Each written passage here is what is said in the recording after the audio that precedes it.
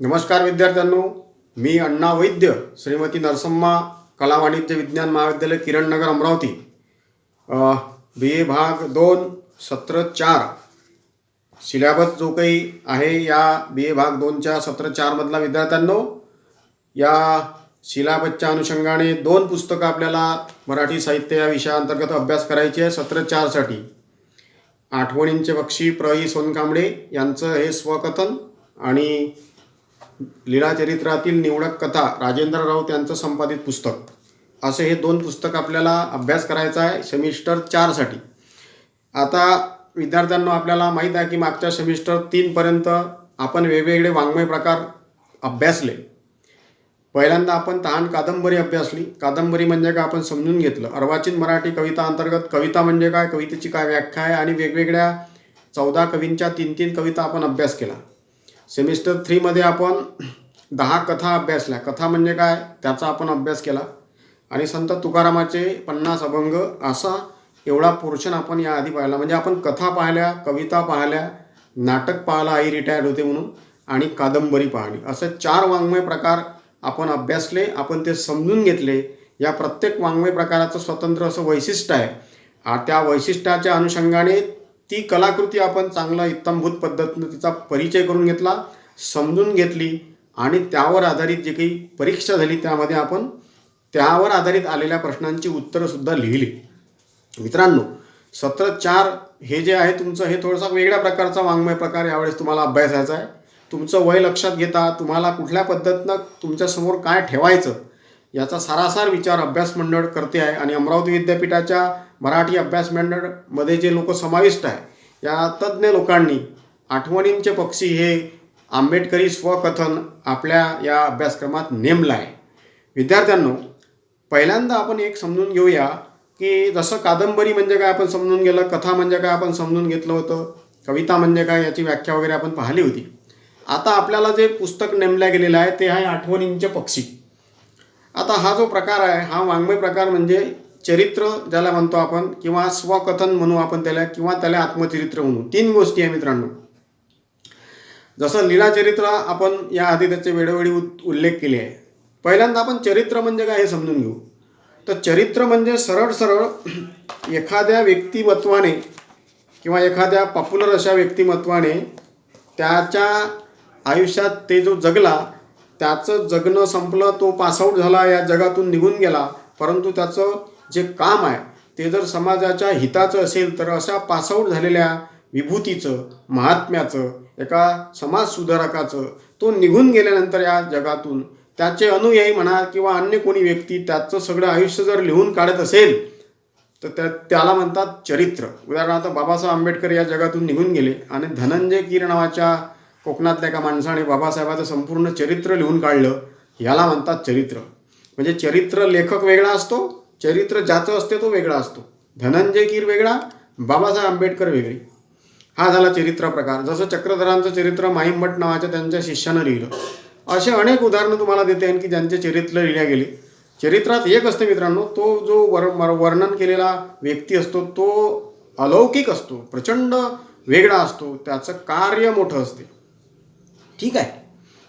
दुसरा प्रकार येतो मित्रांनो आत्मचरित्र. आता आत्मचरित्र म्हणजे काय, आत्मचरित्र या शब्दात सुद्धा आत्मा शब्द आहे, म्हणजे स्वतः चरित्र सांगणे. जी लोक समाजामध्ये खूप काही काम करून वयाच्या उत्तरार्धापर्यंत पोचली आहे आणि त्यांना असं वाटते की आपण आपल्या आयुष्यातल्या सगळ्या आठवणी एकत्रित लिहून समाजासमोर आणल्या पाहिजे. जसं की महात्मा गांधींनी आपल्या वयाच्या उत्तरार्धामध्ये माय एक्सपेरिमेंट विथ ट्रुथ नावाचं स्वतःचं आत्मचरित्र लिहिलं. अनेकांनी लिहिलं. प्रत्येक मोठा माणूस, कलावंत, साहित्यिक, सामाजिक समाज विचारवंत किंवा समाज सुधारक आपल्या आयुष्याच्या उत्तरार्धामध्ये आपल्या आयुष्यातल्या आठवणी स्वतःच लिहून काढतो आणि प्रकाशित करतो. जो व्यक्ती स्वतः आयुष्याच्या उत्तरार्धात आपल्या आयुष्यातले सगळे अनुभव लिहून काढतो, ते जे लिहून काढलेलं असतं त्याला म्हणतात आत्मचरित्र. समजलं आता चरित्र म्हणजे काय समजलं, की ते दुसऱ्याचं असते. आत्मचरित्र हे स्वतःच लेखक स्वतः लिहितो. आणि आता तिसरा वाङ्मय प्रकार आपल्याला त्यातला तिसरा भाग पाहायचा आहे, स्वकथन. म्हणजे आता एखाद्या व्यक्तिमत्वाने किंवा एखाद्या लेखकाने, एखाद्या माणसाने आपला आयुष्यातला अत्यंत खडतर असा प्रवास आहे त्याच्या आयुष्यात, आणि त्यातनं प्रचंड संघर्ष केला आहे. असा व्यक्ती स्वतःच्या आयुष्यातल्या कोणत्याही वेळी, आत्मचरित्राला मर्यादा असते, आत्मचरित्र हे उत्तरार्धात लिहावं लागते आयुष्याच्या शेवटी शेवटी. स्वकथनाला वयोमानाच्या मर्यादा नसतात. आठवणींचे पक्षी ज्यावेळेस लेखक प्र. सोनकांबळे लिहितो तेव्हा तो फारच फार असं म्हणूया की 60 साली तो 10व्या वर्गात पास झाला आणि तो 80 साली ते लिहितो. म्हणजे 36व्या वर्षी, आयुष्याच्या 36व्या वर्षी प्र. सोनकांबळे यांनी हे पुस्तक लिहिलं आणि ते नंतर जिवंत होते. त्यांचं निधन 2010 साली झालं. स्वकथन म्हणजे आयुष्याच्या कोणत्याही टप्प्यामध्ये आपल्या अनुभवांना सादरीकरण करून ते समाजासमोर आणणे, ते प्रकाशित करणे. आपल्या आयुष्याचा एक टप्पा, ज्या टप्प्यामध्ये खूप खडतर असा प्रवास असेल किंवा आणखी काय असेल, तर आपल्याला जे बघायचं मित्रांनो, हे स्वकथन बघायचं आहे. चरित्र बघायचं नाही आहे, आत्मचरित्र बघायचं नाही आहे. प्रल्हाद सोनकांबळे या व्यक्तिमत्वाचं त्याच्या आयुष्यातल्या सगळ्या संघर्षमय अशा कालखंडातलं हे स्वकथन आहे.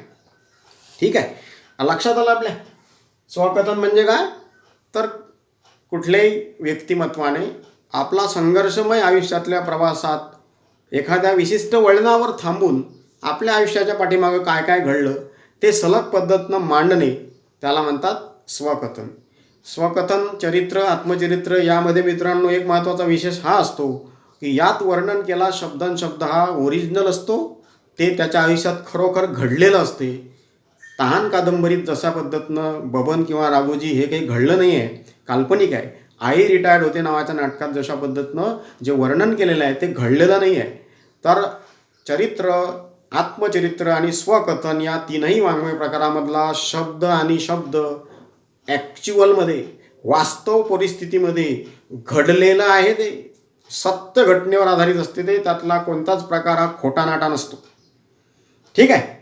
प्रल्हाद सोनकांबळे याच्या आयुष्यात जे जे घडलं मित्रांनो, ते त्यानं प्रामाणिकपणे, प्रांजळपणे लिहिलं. आता कोण हा प्रल्हाद सोनकांबळे? तर प्रल्हाद सोनकांबळे हा मराठवाड्यातला लातूर जिल्ह्यातल्या सुल्लाडी गावाचा एक दलित समाजातला पोरगा, ब्राह्मण. दलित म्हणजे कोण? आता परत तो जे काही आपली चातुर्वर्ण सिस्टीम आहे, चातुर्वर्ण सिस्टीममधला खालचा जो वर्ण आहे, खालचा जो शूद्र वर्ण आहे, त्या शूद्रामधला अस्पृश्य असलेल्या महार समाजात हा लेखक लहानाचा मोठा झाला आणि त्यानं त्याच्या सगळ्या आयुष्याचा संघर्ष आपल्यासमोर या आठवणींचे पक्षीमधून ठेवला आहे. आता हा लेखक संक्षिप्त रूपात त्याच्या चरित्राकडे जर बघतो म्हटलं आपण, तर या पुस्तकामध्ये एकूण 28 भाग आहे मित्रांनो. आठवणींच्या पक्षीमध्ये त्यानं जे काही आठवणी सांगितलेल्या आहे ह्या 28 भागामध्ये विभाजित केलेल्या आहे. या आठवणींचे पक्षी या पुस्तकाला, या स्वकथनामधला बाबूराव बागुल नावाच्या अत्यंत आंबेडकरी साहित्यातल्या महत्त्वाच्या कथाकाराची, समीक्षकाची, कवीची प्रस्तावना लाभलेली आहे. संशोधक आहे बाबूराव बागुल, त्यांची प्रस्तावना या पुस्तकाला आहे आणि ती विस्तीर्ण अशी दीर्घ अशी प्रस्तावनासुद्धा आहे. या प्रस्तावनेमध्ये बाबूराव बागुल यांनी प्र. सोनकांबळेंच्या एकूणच या आत्मचरित्राबद्दल किंवा या स्वकथनाबद्दल खूप भरभरून स्तुती केलेली आहे. आणि मग त्या स्तुतीतून आणि या पुस्तकाच्या शेवटी या आठवणींचे पक्षी या संदर्भात वाचन करून ज्यांना जे जे वाटलं ते या पुस्तकाविषयीचा जो अभिप्राय आहे तो खूप विस्ताराने दिलेला आहे. त्याच्यात जवळजवळ 20-22 लोकांच्या या पुस्तकावरच्या प्रतिक्रिया यासुद्धा या लेखकाने याच्यात छापलेल्या आहे. आठवणींच्या पक्षीमध्ये प्र. सोनकांबळेंच्या जीवनातला, शिक्षणाचा अत्यंत खडतर प्रवास वर्णन केला आहे, थोडक्यात सांगायचं म्हणजे. आणि या पुस्तकाच्या 1989 साली हे पुस्तक प्रकाशित झालं मित्रांनो. 1979 साली. 1979 साली हे जेव्हा प्रकाशित झालं तेव्हा त्याआधी हे जो लेखक आहे प्रल्हाद सोनकांबळे हा मिलिंद महाविद्यालयामध्ये फुल टाईम प्राध्यापक इंग्रजीचा म्हणून लागला होता. आणि या प्राध्यापकाने तिथल्या मिलिंद महाविद्यालयातल्या अस्मिता नावाच्या प्रकाशित होणाऱ्या त्रैमासिकामधून यातले अनेक लेख त्याच्यात प्रकाशित झाले आहे. आणि मग त्यांना असं वाटलं की हे सगळे लेख आपण एकत्रित करून याचं प्रकाशित करू या पुस्तकरूपाने. आणि तशा पद्धतीचं हे एक लेख एकत्रित करून हे पुस्तक प्रकाशित झालं आहे. मित्रांनो, या पुस्तकाच्या पहिली आवृत्ती जेव्हा निघाली तेव्हा सगळीकडे लोकांनी ते पटापट वाचलं आणि अनेक आवृत्त्या त्याच्या संपल्या. जवळजवळ 4 की 5 आवृत्त्या या पुस्तकाच्या निघाल्या. या पुस्तकाचा प्रचंड खप झाला. हे पुस्तक हिंदीमध्ये ट्रान्सलेशन केलं गेलं. इंग्रजीत सुद्धा याचं ट्रान्सलेशन झालं असेल कदाचित. प्र. सोनकांबळे ही जी व्यक्तिरेखा आहे या पुस्तकामधली, या स्वकथनामधली, ही व्यक्तिरेखा मित्रांनो प्रचंड संघर्षातून अत्यंत अपमान ज्याच्या वाट्याला आले आहे, असा अत्यंत दलित कुटुंबातला शोषित, अत्यंत कष्ट करणारा हा पोरगा कशा पद्धतीनं आपल्या आयुष्याला आकार देतो, किती खडतर परिस्थितीतून तो शिकतो मित्रांनो, हे खरोखर आपण जेव्हा हे स्वकथन वाचतो तेव्हा आपण सुद्धा अस्वस्थ होतो. एक अस्वस्थ करायला लावणारं आणि दलित समाजाचं, मराठवाड्यातल्या दलित समाजाचं जगणं, एकूणच दलित समाजाचं सगळं समाज जीवन, दलित समाजाचं शोषण, दलित समाजाचं त्या काळातले स्वप्न असतील, त्यांच्या चालीरीती असतील, परंपरा असतील, जगणं असेल, या सगळ्यांना प्र. सोनकांबळे यांनी आठवणींच्या पक्षीमधून आपल्यासमोर ते ठेवलेलं आहे.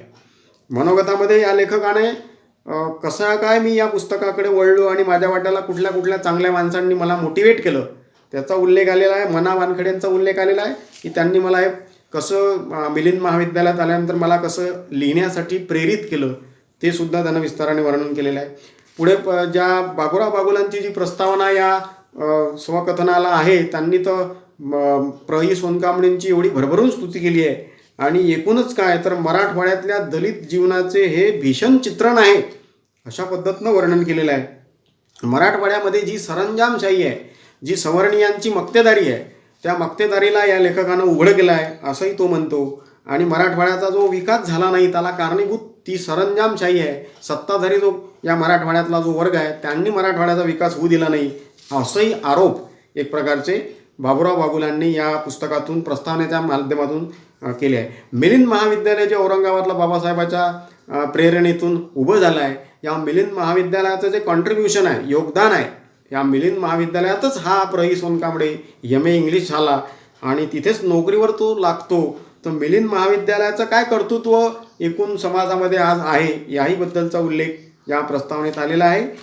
एकूणच या देशामध्ये हिंदू संस्कृतीमध्ये अस्पृश्य म्हणून महार समाजात जन्माला आलेल्या प्र. सोनकांबळेला काय काय सहन करावं लागतं, किती अपमान सहन करावे लागतात आणि किती दैन्य त्याच्या वाट्याला येते, कसं दुःख त्याच्या वाट्याला येते, कशी भूक त्याला सतावते, त्याचे कसे अपमान होतात आणि एवढं सगळं सहन करूनही हा तरुण कसा धडाडीनं शिकतो, किती वाईट परिस्थितीतून तो मुसंडी मारून पुढे येतो मित्रांनो, त्याच्याबद्दलचा अत्यंत गौरव असा उद्गार या बाबुराव बागुलांनी या प्रस्तावनेतून आपल्यासमोर ठेवलेला आहे. असं हे सगळं या पुस्तकाचं एकूण आपल्याला म्हणता येईल. काय आहे या पुस्तकात? प्रल्हाद इरणाक सोनकांबळे या लातूर जिल्ह्यातल्या महार समाजात जन्माला आलेल्या गरीब, अत्यंत गरिबीत वाढलेल्या, अत्यंत कठीण परिस्थितीत शिकलेल्या आणि आपलं शिक्षण पूर्ण करून औरंगाबादला 11वीला आलेल्या व 11वीपासून M.A. पर्यंतचं शिक्षण मिलिंद महाविद्यालयात घेऊन प्राध्यापक इंग्रजी विषयाचा होईपर्यंतचा अत्यंत खडतर प्रवास या स्वकथनामधून वर्णन केला आहे. आलं लक्षात? आता मित्रांनो, या स्वकथनामधले जे एकूण 28 भाग आहेत, या 28 भागापैकी पहिला जो भाग लेखकाने आपल्यासमोर ठेवलेला आहे त्याचं शीर्षक आहे गोष्ट पाठ्यपुस्तकाची. गोष्ट पाठ्यपुस्तकाची अर्थातच काय या लक्षात येते शीर्षकावरून? माणसाच्या आयुष्याला आकार जे देतं ते शिक्षण देतं मित्रांनो. लेखकाचं आयुष्य जे बदललेलं आहे संपूर्णपणे ते केवळ शिक्षणातून बदललेलं आहे. आणि या शिक्षणाचा श्री गणेशा ज्याला म्हणतो आपण आपल्या भाषेत, त्याची सुरुवात जे म्हणतो, तुमच्या आमच्या सगळ्यांच्याच आयुष्यामध्ये आपलं शिक्षण आपल्याला खूप महत्त्वाचं वाटतं आहे. आणि ज्यानं कोणं आपल्या प्राथमिक शिक्षणाच्या वेळेला आपल्याला मदत केली आहे तो सगळा दिवस आपल्याला आठवतो. आपल्याला आपल्या शाळेचा पहिला दिवससुद्धा आठवतो. लेखकाला सुद्धा त्याच्या आयुष्यातला पहिला दिवस आठवतो शिक्षणातला. काय म्हणतो तो पहा. आठवणींचे पक्षी घटक क्रमांक 1 गोष्ट पाठ्यपुस्तकाची आणि लेखक प्रल्हाद इरणाक सोनकांबळे. सांगायचं म्हणजे असं झालं म्हणते की मी लहानपणी मायबाप गेल्यामुळे मोठ्या बहिणीच्याकडे राहायला आलो. तिचं गाव चेर, माझं गाव सुल्लाडी. माझं गाव सुल्लाडी आहे म्हणते, तालुका उदगीर, जिल्हा लातूर. पूर्वी तो उस्मानाबाद होता.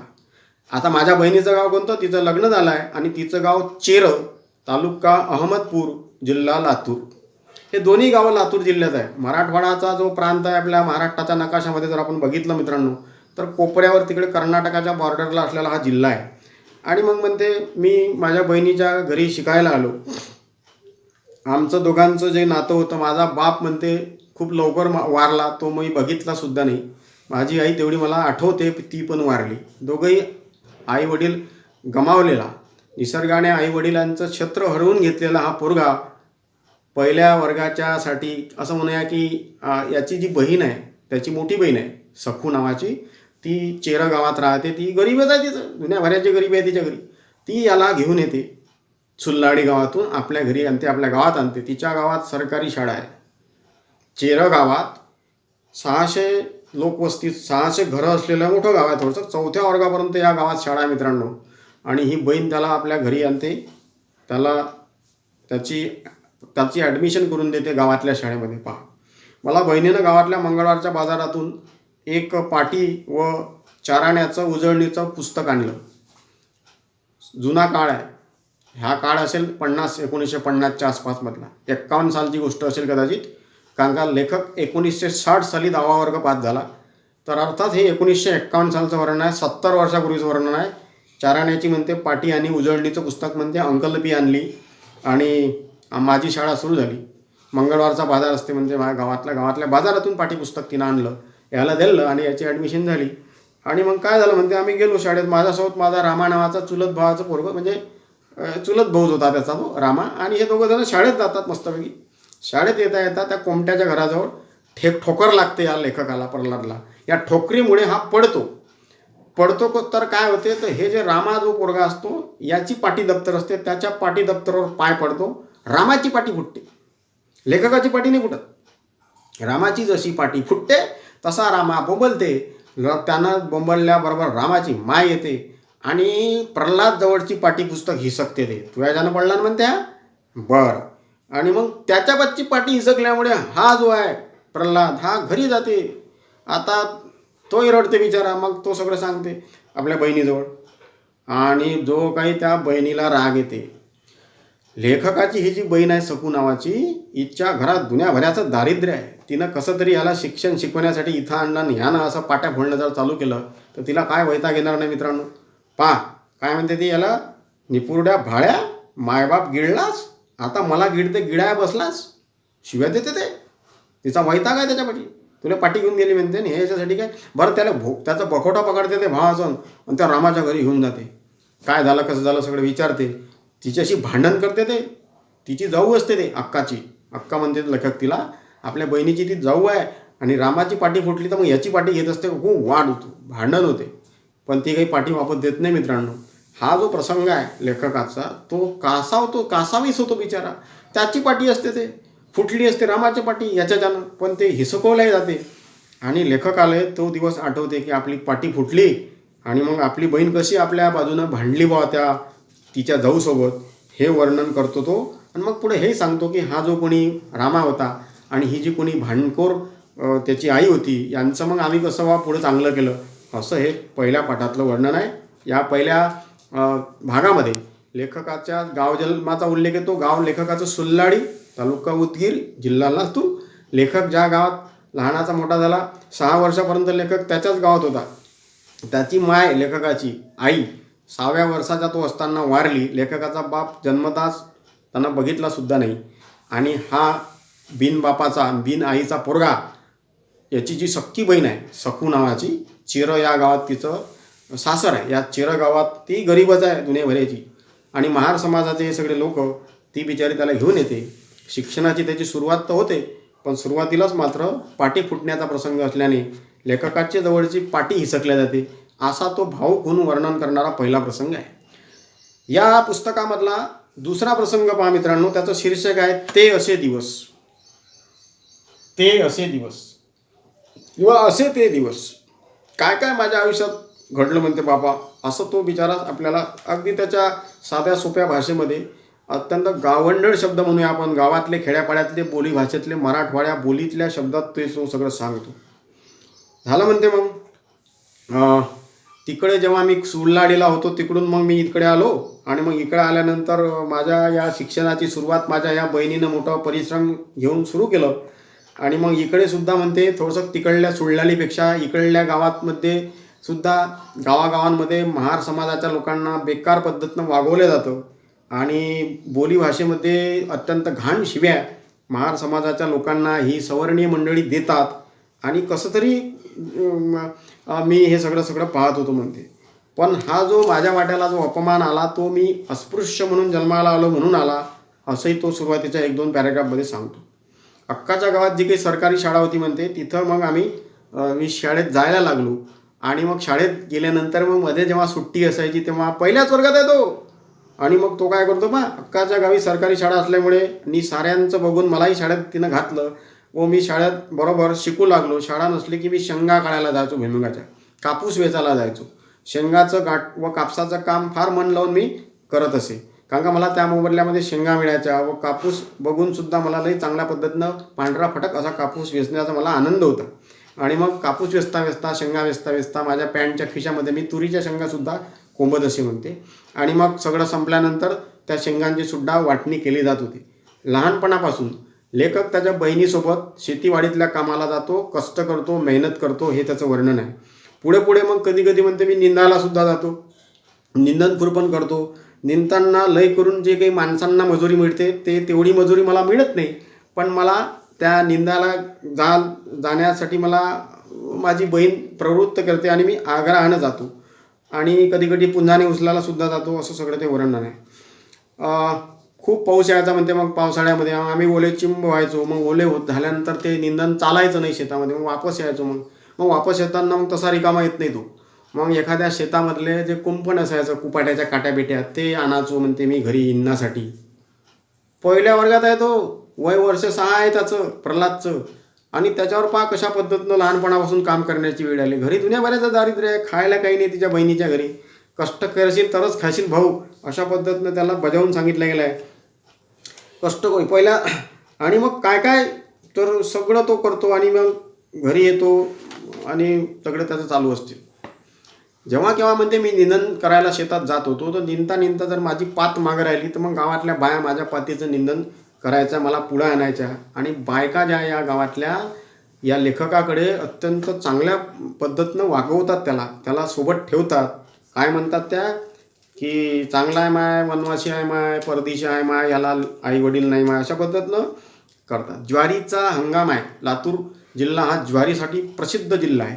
आणि मग ज्वारीच्या हंगामामध्ये ते धांडे जे ज्वारीचे वाढायचे, ते ज्वारीचे धांडे वाढलेले कापण्यासाठी, ज्याला आपण खुळणं म्हणतो, ते कंस वेगळे करणे, हे सुद्धा काम त्यानं पहिल्या वर्गात 2ऱ्या वर्गात असताना केलं आहे. त्याचं वय आणि 6-7 वर्षाचं वय असलेला हा प्रल्हाद शेतातले काय काम करतो. ज्वारीचे धांडे सोंगतो, त्याचा तो धारदार जो विळा असतो तो विळा त्याला 1-2दा लागतो, जखमा होतात. तिथेच शेतातलेच काही पालापाचोळा त्या जखमीवर तो लावतो. कष्ट करतो बिचारा, त्याला वेदना होतात, पण तो सगळं सहन करतो. त्याला सगळं संपल्यानंतर दिवसभर जे कंस त्यानं तोडले असते, त्या कंस तोडल्याचा तो ढीग तयार होतो. त्यातला ठराविक भाग त्या शेतातला मालक याला देतो. हे कंस जे असतात ते खराब देतो तो मालक, पिशा आलेले, दाणे नसलेले. आणि मग काही का असेना तेवढंच आपल्या वाटाला येतं बा, म्हणून आपण ते आणायचो म्हणते मी. आणि मग सुपातून ते दाणे घरी आणल्यानंतर त्याला काढल्या जात होतं. काढल्यानंतर त्याला वेगळं केलं जात होतं, जात्यावर दळल्या जात होतं. आणि मग कुठं ते पीठ म्हणून त्याचं भाकरी होतो त्या, आणि आमच्या पोटात पडतो. काय कष्ट करते हा प्रल्हाद त्याच्या एवढ्या कमी वयामध्ये. त्याचं ह्या जो पहिला 2रा 3रा 4था हे 2-4 वर्ग तो शिकतो तिच्या बहिणीकडे, त्यातलं हे अत्यंत आपल्याला अवाक करणारं वर्णन आहे. काय दुनियाभराचे त्याच्या वाट्याला कष्ट येते. 2 पाठामध्ये आपण काय शिकलो. पहिल्या पाठामध्ये आपण शिक्षणाचा कथा श्री गणेशा झाला, बहिणीने कशी आपल्याला मदत केली आणि पाठी कशी फुटली त्या रामाची, आणि आपल्याला कसं बकोटं धरून मारलं गेलं, हे वर्णन येते. दुसऱ्या ह्याच्यामध्ये येते की एकूणच जे काही त्याचं शिक्षण शिकत असताना त्यांना काय दिवस लोटले, कसे दिवस लोटले, कसे कष्ट केले. 4थ्या वर्गापर्यंतचं शिक्षण त्याचं ज्या चिरगावात होते तिथले सगळे अनुभव आहे आणि शेतीवाडीतले अनुभव आहे. पुढचा जो 3रा भाग आहे मित्रांनो, तो बिनहिस्स्याचा हक्क म्हणून आहे. आणि या बिनहिस्स्याच्या हक्कामध्ये महार समाजात त्या काळात प्रचंड जेवण्या खावण्याचे प्रश्न होते. जेव्हा खावायलाच मिळायचं नाही. 1950च्या दशकातलं चित्र आहे. खूप काही पिकायचं नाही आणि खूप उपाशी तापाशी दिवस ढकलण्याची वेळ यायच्यावर यायची. मग अशा वेळेस गावाखेड्यामध्ये जर एखादी म्हैस मेली, एखादं ढोर मेलं, तर त्या ढोराचं आणि त्या म्हैसीचं मांस खाणे हाच एकमेव रस्ता त्यांच्यासाठी शिल्लक होता. आणि मग लेखक मात्र म्हणतो की माझ्यावर तर वारकरी संप्रदायाचे संस्कार झाले होते. माझी आई म्हणते मला पंढरपूरला घेऊन गेली होती एवढंच मला आठवतं आणि त्यामुळे मला मांस खाणं आवडायचं नाही. पण काय करणार म्हणते, माझी बहीण मला पाठवायची म्हणते त्या मांस आणायला त्या गाव मेल्यानंतर. मग मी जायचो कसा तरी आणि ते सगळं वर्णन, घाण पद्धतचं वर्णन मांस आणतानाचं याच्यातून येते. आणि मग ते घरी आणल्यानंतर ते बहीण शिजवायची, मी मात्र चिंचोके खाऊन माझं पाणी भरून पोट भरायचो. त्यावेळेस बहिणीला वाटायचं की हा खात नाही, काय करावं. तर काही असो म्हणते, पण मी माझं ते दिवस ढकलले. मला ते खावंसं वाटायचं नाही. आणि गणू जो काही आहे त्या हमना मागाचा पोरगा, त्याचा आणि माझा दोस्ताना होता. हमना हा गवंडीपणाचं काम करायचा, हे सगळं वर्णन येते. आणि या 3 नंबरच्या ज्यामध्ये मातंग समाजाचा जो हमना आहे त्याचा जो मुलगा आहे गणू, त्याचं आणि लेखकाचं कसं दोस्ताना असतो. आणि हा जो काही मांस आणणे त्या गावाच्या बाहेरच्या त्या मेलेल्या जनावरांचं ते आणून घरी शिजवणे आणि ते खाणे, हा जो तत्कालीन महार समाजाचा जो महत्त्वाचा उद्योग होता, तो कसा त्यांना जगवण्यासाठी अनिवार्य झाला होता. बाह्य परिस्थिती तशी होती, जेवण्या खावण्याचे वांदे होते. अशा परिस्थितीत हे मांस खाण्याची वेळ त्याच्यावर येते. म्हणजे त्या प्रल्हादच्या बहिणीच्या सगळ्याच परिवारावर येते. प्रल्हाद मात्र तिथं आपल्याला एवढं सांगतो की मी ते खाल्लं नाही, कारण माझ्यावर वारकरी संप्रदायाचे संस्कार झाले होते. एवढ्यापर्यंत आपण आज हे 3 त्याचे जे या स्वकथनातले भाग आहे ते असे धावतं आढावा घेऊन ते पाहिले आहे. विस्ताराने आपण विद्यार्थ्यांनी सगळ्यांनी हे वाचायचे आहे गांभीर्याने. आणि हा कोण प्रल्हाद आहे, याचं जगणं कसं आहे, त्याच्या जगण्यातला संघर्ष कसा आहे, त्याचं दुखणं काय आहे, तो काय काय भोगतो, कसं कसं तो सगळा लाथा मारत व्यवस्थेला कसा पुढं जातो, काय काय त्याच्या वाट्याला अपमान येतात. अशा पद्धतीनं आता हा लेखक कुठे आहे, सुल्लाडी गावातून आईवडील वारल्यानंतर तो चेरं गावात आलेला आहे. तालुका अहमदपूर, जिल्हा लातूर. चेरं गावात त्याची बहीण आहे सकू, तिचा नवरा आहे धोंडीबा. चेरं गावात त्या सासू जी की त्याची अक्का आहे, तिला अक्का म्हणतो तो, तिची जी सासू आहे ती गंगाबाई आहे. आणि ही गंगाबाई म्हणजे कोण, लेखकाचा जो बाप आहे प्रल्हाद इरणाक, त्याचीच बहीण असते ती. आणि मग त्या चेरं गावातल्या त्या दारिद्र्यात जो महार समाज तत्कालीन काळात जगत होता, त्या संपूर्ण महार समाजाचं एक प्रकारचं म्हणूया आपण दुःख, दैन्य आणि शोषण जे सुरू आहे महार समाजाचं त्या काळातलं, ते सगळं शब्दात पकडलं आहे प्रल्हाद सोनकांबळे यांनी आणि आपल्यापुढे तो ते ठेवतो आहे. इथे आपण हे आज 3 भाग त्याचे बघितले, ते सारांश रूपाने मी तुमच्यासमोर ठेवले. ते तुम्हाला विस्ताराने वाचायचे आहे आणि ते परत तुम्ही समजून घ्यायचे आहे. आपला जो धागा आहे, आपलं जे केंद्र आहे, या स्वकथनामधल्या लेखक म्हणून हा जो नायक आपल्यासमोर उभा राहतो प्रल्हाद सोनकांबळे, याच्या आयुष्यातल्या अत्यंत महत्त्वाच्या आणि प्रेरित करणाऱ्या आणि खूप कडथड अशा आयुष्यातल्या ह्या घटना एकाहून एक असा तो ठेवतो आहे आपल्यासमोर. इथे आपण ही 3 नंबरची 3ऱ्या क्रमांकाची जी या आठवणींच्या पक्षीमधले जो काही भाग आहे तो इथं संपवलेला आहे. आज जे काही विद्यार्थी मित्रांनो हजर आहेत त्या सर्व विद्यार्थ्यांचे मी व्यक्तिशः आभार मानतो. आणि काही जर समस्या आणि काही प्रश्न असतील तर व्हॉट्सअप ग्रुपवर आपण त्याच्याबद्दल चर्चा करूया. आणि आज आपण इथं थांबूया. सर्वांचे आभार. भेटूया उद्या.